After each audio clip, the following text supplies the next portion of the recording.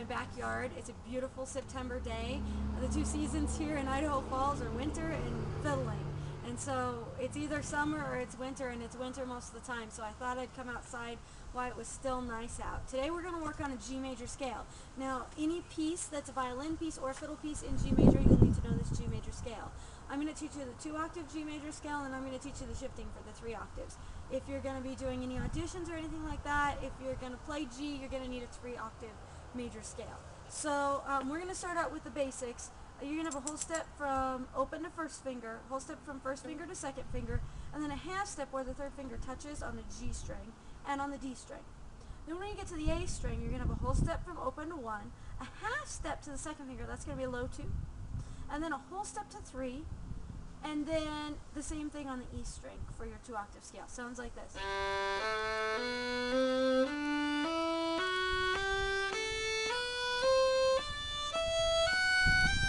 You can go back down.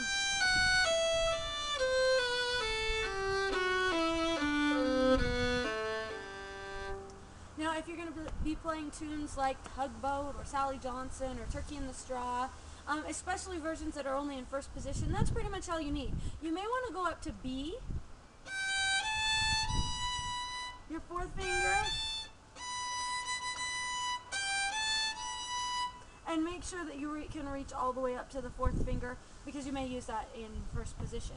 So the first step is listening for ringing tones. So as you go along, when you play the first note, you're just going to play the open string. When you get to the A note, first finger, you want to make sure that you can see your A string, open A, vibrate.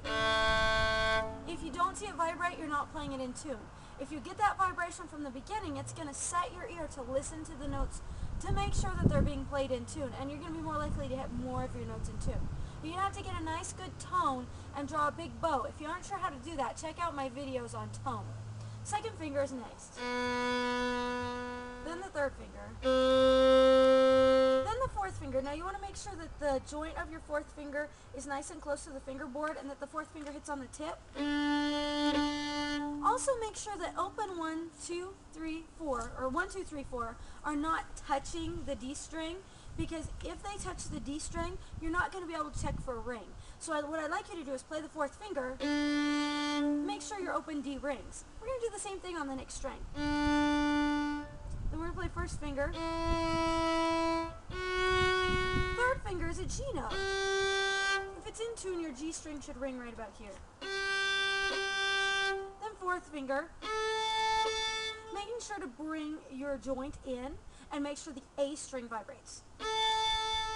Then first finger is B, low 2, the 2 touches the 1, that's C natural. 3rd finger is a D note, and you'll be able to see your D string vibrate just barely. Then 4th finger, you've got to make sure you bring the joint in so that your 4th finger doesn't collapse like this. You've got to bring the joint in. And you should see the E string reverberate just a little bit. Then 1, low 2, half step, 3rd finger, should make the A string reverberate just a little bit, should ring there, and then 4th finger.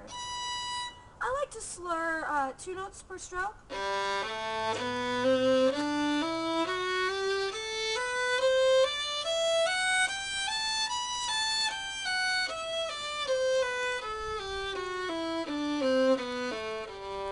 Once I have the notes down kind of low. That was my crazy dog Andy just running by. He wanted to give you a mental break. And I was going to do a 3-octave scale, but we're running out of time, so you'll have to look at my next video for the 3-octave G major scale. Bye from me and Andy. Visit us at learntofiddle.com.